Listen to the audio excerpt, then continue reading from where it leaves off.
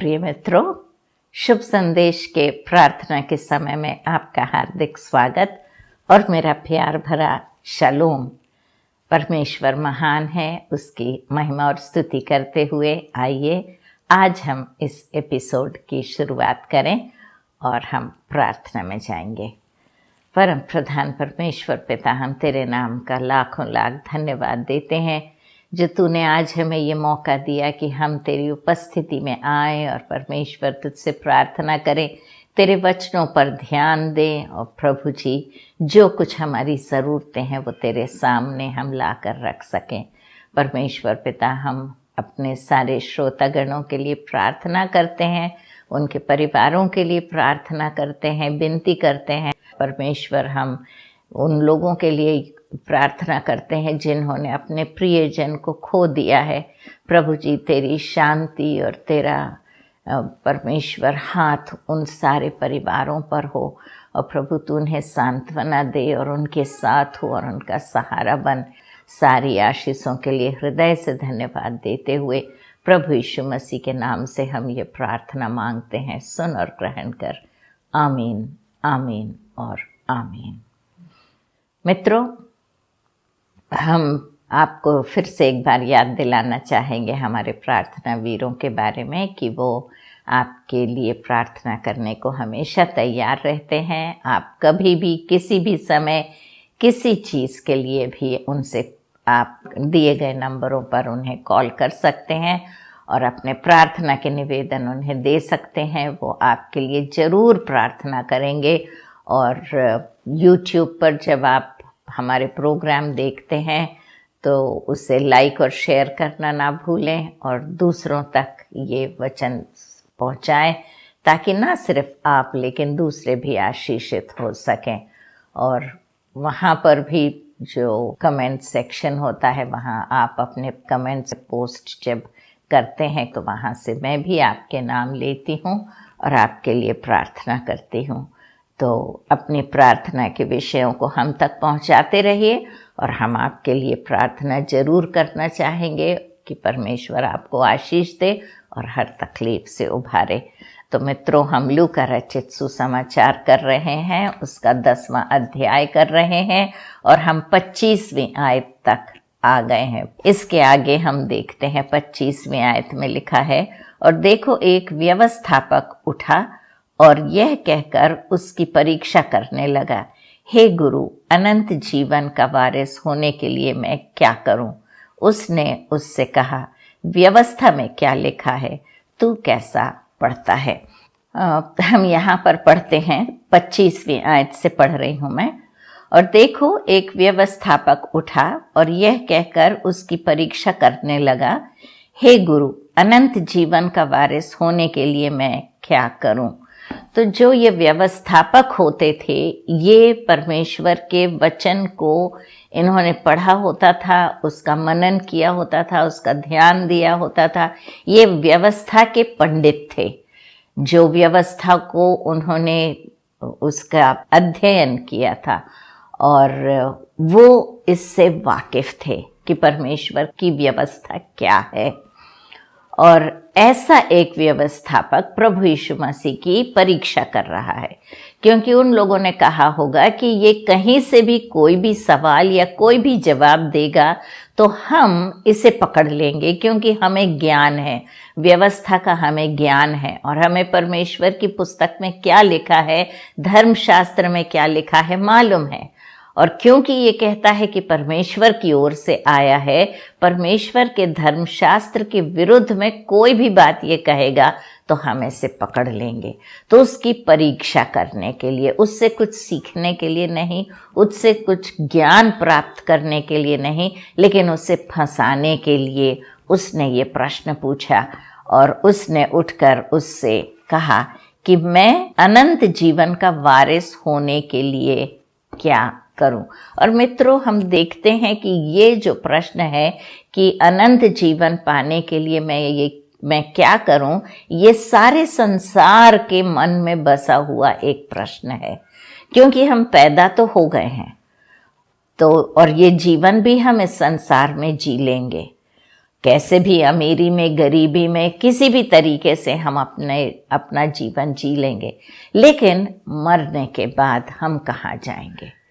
लोग कहते हैं, अलग अलग प्रकार से लोग बातें करते हैं, हमने नहीं देखा कि मरने के बाद क्या होता है, लेकिन हम ये देखते हैं कि कई ये कहते हैं कि हमें पुनर्जन्म होगा हमारा, कई ये कहते हैं कि नरक में या स्वर्ग में हम जाएंगे। तो हमें नहीं मालूम कि हमारा क्या होने वाला है। अगर हमारा पुनर्जन्म होने वाला है तो हम कोई जानवर के रूप में पैदा होंगे या कोई इंसान के रूप में पैदा होंगे। इंसान के रूप में इंसान पूरे जो लाखों जन्म होते हैं उनमें से सिर्फ केवल 7 बार इंसान का जन्म पाता है, ऐसा माना जाता है। तो इस प्रकार से हम अलग अलग विश्वासों को देखते हैं। लोग जो विश्वास करते हैं कि यदि हम भला काम करेंगे तो हमें अच्छा जन्म मिलेगा, बुरा काम करेंगे तो हमें बुरा जन्म मिलेगा, इस प्रकार से कहते हैं। और फिर स्वर्ग और नरक की बात कहते हैं कि यदि हम भले काम करेंगे तो स्वर्ग मिलेगा और बुरे काम करेंगे तो नरक में जाएंगे। यदि हम परमेश्वर की व्यवस्था को पूरा करेंगे तो हमें स्वर्ग मिलेगा और यदि हम व्यवस्था से चूक जाएंगे तो हमें नरक मिलेगा। लेकिन मसीही लोग जो कहते हैं वो कहते हैं कि अच्छे बुरे काम तो ठीक ठाक हैं, हमें एक उद्धारकर्ता की ज़रूरत है।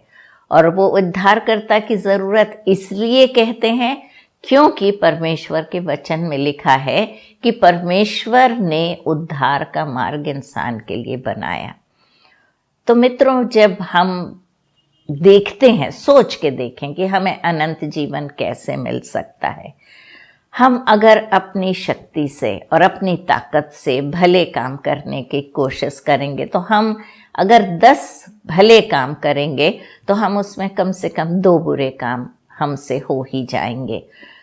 तो 8 भले काम तो ठीक ठाक, लेकिन वो 2 बुरे काम के लिए हमें सज़ा मिलना जरूरी होता है। तो वो सज़ा, परमेश्वर का वचन कहता है पाप की मजदूरी मृत्यु है। तो हम अनंत जीवन को खो देते हैं और मृत्यु के वारिस हो जाते हैं। तो फिर हम क्या करें? साधारण सी बात है, यदि मैं जिंदगी भर अच्छे काम, नेक काम करती हूँ और यहाँ तक कि मैं अपना जो सारा धन है मैं लोगों की भलाई में लगा देती हूँ, हॉस्पिटल्स खोल देती हूँ, स्कूल्स खोल देती हूँ, अनाथ आश्रम खोल देती हूँ, वृद्धाश्रम खोल देती हूँ, लोगों में खाना बंटवाती हूँ और लोगों की भलाई जिंदगी भर करती रहती हूँ, और सबकी भलाई करने के बाद गलती से या जानबूझ के मुझसे किसी की हत्या हो जाती है और मुझे कोर्ट में ले जाया जाता है, और जब वहाँ पर न्यायाधीश कहते हैं इन्हें आजीवन कारावास की सज़ा दी जाती है या फांसी की सज़ा दी जाती है, और तब मैं खड़े होके कहती हूँ कि मिलॉर्ड, आप ये सारे जनों से पूछ लीजिए कि मैं कितनी अच्छी स्त्री हूँ और मैंने कितनी भलाई का काम किया है, ये हॉस्पिटल, वो हॉस्पिटल, स्कूल्स, और मैं अपने सारे भले काम गिना देती हूँ और गवाहों को भी प्रस्तुत करती हूँ कि इनसे पूछ लीजिए कि मैंने कभी भी किसी का कोई नुकसान किया है क्या। ये सब मेरे भले कामों को मद्देनजर रखते हुए मेरे इस एक गुनाह को आप मेहरबानी से माफ़ कर दीजिए।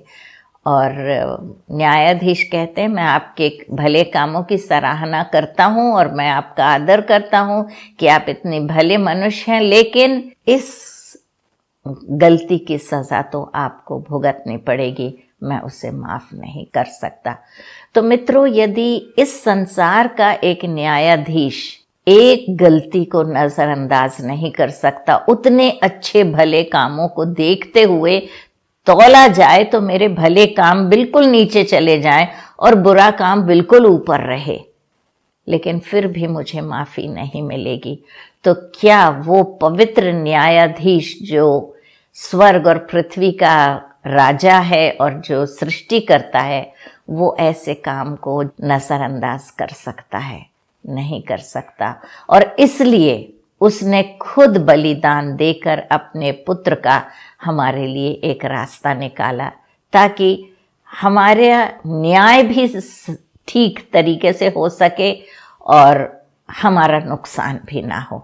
और इसीलिए लिखा है यूहन्ना 3:16 में कि परमेश्वर ने जगत से ऐसा प्रेम किया कि उसने अपना इकलौता पुत्र दे दिया, ताकि जो कोई उस पर विश्वास करे वो नाश न हो परंतु अनंत जीवन पाए। प्रश्न वही था मित्रों इस व्यवस्थापक का कि मैं अनंत जीवन पाने के लिए क्या करूं। और बिल्कुल साफ साफ लिखा है यूहन्ना 3:16 में कि अनंत जीवन पाने के लिए प्रभु यीशु मसीह पर हमें विश्वास करना है।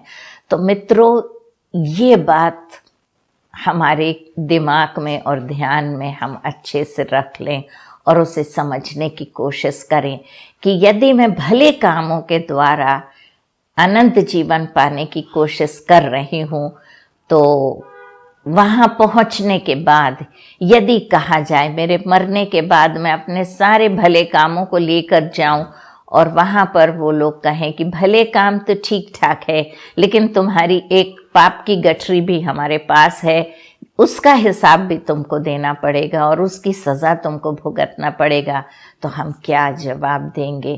क्योंकि पाप की मजदूरी तो मृत्यु है, जीवन नहीं मिलेगा। और यदि पुनर्जन्म ना होता हो तो ठीक है, क्योंकि अगर हम भले काम करते रहेंगे तो हमें अच्छा जन्म मिलता चला जाएगा, क्योंकि प्रभु यीशु मसीह को ग्रहण करने के बाद हमारा जीवन बदल जाता है और हम भले काम करने लगते हैं। तो यदि पुनर्जन्म है तो भी हमें कोई नुकसान नहीं होने वाला है, क्योंकि हम यहाँ भले काम करते रहेंगे। तो यदि पुनर्जन्म होगा तो हमें अच्छा ही जन्म मिलेगा। लेकिन परमेश्वर का वचन यहाँ कहता है कि मनुष्य का जीवन सिर्फ एक बार हमें नसीब होता है और एक बार हमारी मौत होती है और उसके बाद हमारा न्याय होता है। तो हम इन सब चीज़ों को रख के देखें कि कौन सी चीज़ सही है और कौन सी चीज़ गलत है। तो जब हम इस चीज़ को लेते हैं कि सिर्फ एक जन्म इंसान का हमें एक ही बार मिलता है और एक ही बार हम मरते हैं और उसके बाद हम न्याय के लिए खड़ा होना हमको पड़ता है, यदि हम बस इस चीज़ को ध्यान में रखते हुए चलेंगे तो चाहे पुनर्जन्म हो या भले काम करने से स्वर्ग मिलता हो, दोनों उस लपेट में आ जाते हैं। लेकिन यदि हम पुनर्जन्म को सिर्फ ध्यान में रखते हुए जिए या सिर्फ भले कामों को ध्यान में रखते हुए जिए और यदि वहाँ पर उद्धारकर्ता की ज़रूरत है अनंत जीवन पाने के लिए, तो फिर हम हार जाएंगे। लेकिन यदि हम ये दोनों चीज़ें अपने हाथों में लेके जाएंगे, हम यदि मरने के बाद न्याय के लिए जाएं और हम अपने सारे भले कामों को परमेश्वर के सामने रखें और कहें इतने भले काम मैंने किए हैं, अभी या तो अगर पुनर्जन्म है तो मुझे अच्छा जन्म दे दे, और यदि स्वर्ग है तो इसके द्वारा मुझे स्वर्ग में ले ले। और यदि परमेश्वर कहे कि भले कामों के द्वारा ना तुम्हारा अच्छा पुनर्जन्म हो सकता है और ना ही तुम्हें स्वर्ग मिल सकता है, तुम्हें एक उद्धारकर्ता की ज़रूरत है, जिस उद्धारकर्ता को मैंने संसार में भेजा था, तो दूसरे हाथ में मेरे पास उद्धारकर्ता भी होगा और मैं उस उद्धारकर्ता के सहारे स्वर्ग में प्रवेश कर लूँगी। लेकिन यदि मैं सिर्फ पुनर्जन्म के खातिर या सिर्फ स्वर्ग जाने के खातिर भले काम लेके जाऊं और वहाँ पर कहा जाए कि उद्धारकर्ता का उद्धार तुमने पाया क्या, तो मैं कहूँगी नहीं। तो इसलिए मित्रों, जरूरी है कि हम ये जीते जी इस बात को हम समझ सकें कि उद्धार पाने के लिए मैं क्या करूं या अनंत जीवन पाने के लिए मैं क्या करूं। और मैं आपसे वही बात आज बताने जा रही हूँ, उद्धार पाने के लिए या अनंत जीवन पाने के लिए मैं क्या करूं। मित्रों, हम सब इस दुनिया में पैदा हो चुके हैं। किस घर में पैदा हुए हैं, किस देश में पैदा हुए हैं, वो सब अब मायने नहीं रखता। जहाँ पैदा होना था हम पैदा हो गए हैं। हम चाहे अमीर हों या गरीब हों, काले हों या गोरे हों, मोटे हों या दुबले हों, उस सब से कुछ फर्क नहीं पड़ता। ये शारीरिक चीज़ें हैं, लेकिन हमारे अंदर आत्मा है, और वो आत्मा जो है वो कभी मरती नहीं है, शरीर मरता है। जब हम बात करते हैं किसी के मरने की, तो उसका शरीर मर जाता है, और जब शरीर मर जाता है तो मिट्टी मिट्टी में मिल जाता है, लेकिन आत्मा परमेश्वर के पास जाती है। और उस आत्मा को तैयार करने के लिए परमेश्वर ने ये शरीर हमें दिया है, कि इस शरीर के द्वारा हम उस आत्मा को तैयार करें कि इसके बाद जब ये शरीर खत्म हो जाए तो वो आत्मा कहाँ जाएगी। तो हमारा शरीर तय करता है कि हम अपनी आत्मा को स्वर्ग में भेजने की तैयारी कर रहे हैं या नरक में भेजने की तैयारी कर रहे हैं। और व्यवस्थापक ने सारी व्यवस्था पढ़ चुकी थी, लेकिन उसे उद्धार पाने का मार्ग, अनंत जीवन का मार्ग कुछ नजर नहीं आया, क्योंकि उस समय तक बलि चढ़ाई जाती थी पापों के लिए। पाप करते थे लोग, मेमना चढ़ा देते थे, पाप करते थे लोग, बकरा चढ़ा देते थे। तो इस प्रकार से वो लोग जानवरों की बलि चढ़ाकर अपने पापों से छुटकारा पाते थे। कोई स्थायी इलाज अभी तक उनके पास नहीं था कि ऐसा करने से फिर हमें और कुछ नहीं करना पड़ेगा, हम जीत जाएंगे। तो मित्रों, ये बहुत ही महत्वपूर्ण प्रश्न है, जिसके लिए मैं सिर्फ एक वर्ष पे मैं अटकी हुई हूं, क्योंकि यदि हमारे जीवन का कोई मकसद है तो बस ये एक वाक्य है, अनंत जीवन पाने के लिए मैं क्या करूं। मैं जी तो रही हूं, लेकिन इसके बाद मैं जीऊंगी। मैं अभी, मेरी उम्र इतनी है, 50, 60, 70, 80 तक ज्यादा करके लोग जीते हैं यदि स्वस्थ हैं तो, और 80 के बाद बहुत कम लोग जीते हैं, 90 या 100 बहुत, सेंचुरी बहुत कम लोग मारते हैं। तो हमारी मौत कब होगी हमें नहीं मालूम, कब हमारा आखिरी दिन होगा हमें नहीं मालूम मित्रों। लेकिन उस आखिरी दिन आने के पहले हमें मरने के बाद की तैयारी करनी है, अपने आत्मा की फिक्र हमें करना है। हमें ये सोचना है कि हमारी आत्मा जो हमेशा हमेशा जिंदा रहेगी, और जो या तो नरक में सारा जीवन बिताएगी या स्वर्ग में अपना जीवन बिताएगी, तो उस आत्मा की हमें फिक्र करना है और उसके लिए हमें इंतज़ाम करना है, और वो हम जीते जी कर सकते हैं। तो क्या आपने इस बात के विषय में सोचा है कि अनंत जीवन पाने के लिए मैं क्या करूं? अगले एपिसोड में हम उस बात पर ध्यान देंगे कि हमें क्या करना है। क्या हमें, यदि पुनर्जन्म मिलने वाला है तो सच है क्या ये, और यदि सच है तो हमारे भले कामों के द्वारा कैसे भी हमें पुनर्जन्म में भला जन्म मिलेगा। यदि हम सोच रहे हैं कि हमें भले कामों के द्वारा मिल जाएगा स्वर्ग में प्रवेश, तो जब हम जाते हैं और परमेश्वर के सामने न्याय के लिए खड़े होते हैं, तो इन दोनों का रहना बहुत ज़रूरी है।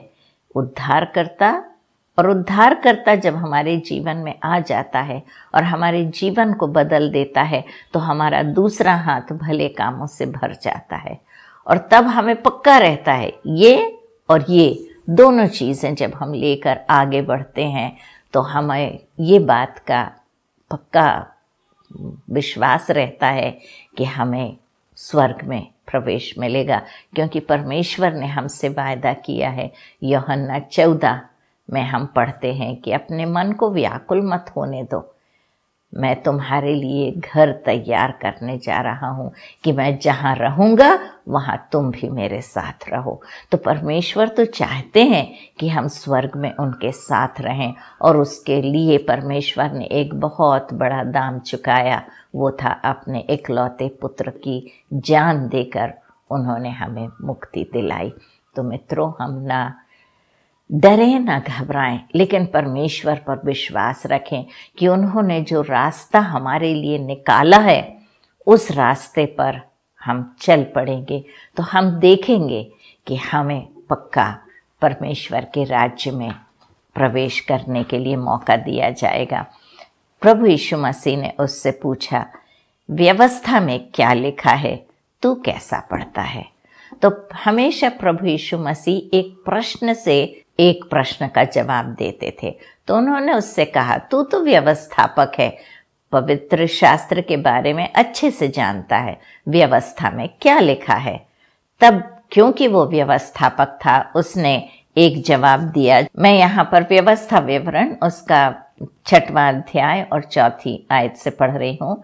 हे इज़राइल सुन, यहोवा हमारा परमेश्वर है, यहोवा एक ही है। तू अपने परमेश्वर यहोवा से अपने सारे मन और सारे जीव और सारी शक्ति के साथ प्रेम रखना। तो उसने ये जवाब उसे दिया कि परमेश्वर का वचन कहता है कि तू अपने परम प्रधान परमेश्वर से सारे तन मन धन से उससे प्रेम रखना। ये जो दाम परमेश्वर ने चुकाया हमारे लिए अपने इकलौते बेटे को देकर, ये मुझे तब समझ में आया। परमेश्वर का वचन कहता है कि क्या माँ अपने बच्चे को भूल सकती है, और यदि वो भूल भी जाए तो भी मैं तुझे नहीं भूलूंगा। ये हम यशायाह नबी की पुस्तक उसका 49 और 15 में पढ़ते हैं कि क्या माँ अपने बच्चे को भूल सकती है? यदि वो भूल भी जाए तो भी मैं तुझे नहीं भूलूंगा। मेरे प्यार को तू क्या अब समझ सकती है कि मैं तुझसे कितना प्यार करता हूँ? और मैंने कहा कि मेरे पास जो कुछ है मैं दे दूंगी, यदि मैं सचमुच में उससे उतना ज़्यादा प्यार करती हूँ। और यदि वो इंसान कहे कि मधु तुम अपनी सांसारिक चीज़ें तो सब मुझे देने को तैयार हो, लेकिन मुझे यदि तुम्हारे बेटा जो इकलौता बेटा है, यदि तुम उसके प्राण दोगी तो फिर मेरा काम चल जाएगा, तब तुम क्या जवाब दोगी? और तब मैंने कहा, नहीं, मेरे बेटे को तो मैं किसी को नहीं छूने दूंगी, मेरी जान दे दूंगी, लेकिन मैं अपने बच्चे की जान नहीं छूने दूंगी। अभी मुझे अनुभव हुआ है इस बात का कि बच्चे को खोना क्या चीज़ होता है और एक नहीं।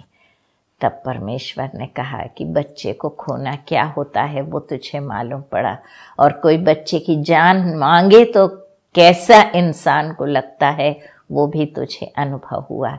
लेकिन मैंने तो अपने इकलौते बेटे को भी तुम्हारे लिए नहीं रख छोड़ा, तो मेरा प्यार तुम्हारे लिए कितना ज़्यादा है उसे समझने की कोशिश करो। तो मित्रों, हमारे परमेश्वर ने हमसे उतना प्यार किया कि उसके बेटे का प्यार भी उसके आगे छोटा हो गया। तो क्या हम ऐसे प्रभु की ओर ना फिरेंगे, और क्या हम ऐसे प्रभु की बातें ना सुनेंगे? अगले एपिसोड में हम इस वचन में आगे बढ़ेंगे। आइए हम प्रार्थना करें। परम प्रधान परमेश्वर पिता, हम तेरे नाम का धन्यवाद करते हैं प्रभु जी कि तूने हमें ये सुंदर समय दिया कि हम तेरे वचनों पर ध्यान दे सकें, और ये महत्वपूर्ण प्रश्न कि अनंत जीवन पाने के लिए मैं क्या करूं, जब हम इस पर मनन कर रहे हैं, हम विनती करते हैं कि आप हमारी बुद्धि को खोलेंगे, हमें ज्ञान देंगे, हमारे हृदय को खोलेंगे, ताकि परमेश्वर हम हमारे मन में जो विचार छाए हुए हैं हम उनसे आगे बढ़कर और हम तेरे वचनों को समझने की कोशिश करेंगे, क्योंकि अनंत जीवन हमारे लिए बहुत महत्वपूर्ण है, और हम बिना इसके निर्णय लिए हुए इस संसार से ना जाएं, क्योंकि परमेश्वर अनंत जीवन हम कहाँ बिताएंगे ये बहुत ज़रूरी है। यहाँ तो हम 80-90 साल बिताते हैं, लेकिन अनंत जीवन में परमेश्वर कोई अंत नहीं होगा। इसलिए प्रभु जी हमें उस दिन के लिए तैयार कर, और आज उसकी तैयारी हम शुरू कर दें। हम तुझे अपना मुक्तिदाता ग्रहण करते हैं, हमारे पापों की क्षमा की याचना करते हैं, अपने लहू से हमें धो, अपने बच्चे हमें बना, और अपने राज्य में प्रवेश करने की अनुमति दे। आशीषों के लिए हृदय से धन्यवाद देते हुए प्रभु यीशु मसीह के नाम से प्रार्थना मांगते हैं, सुन और ग्रहण कर। आमीन, आमीन और आमीन। प्रिय मित्रों, नेक्स्ट वीक, अगले हफ्ते हम फिर से मिलेंगे। तब तक के लिए जय मसीह की।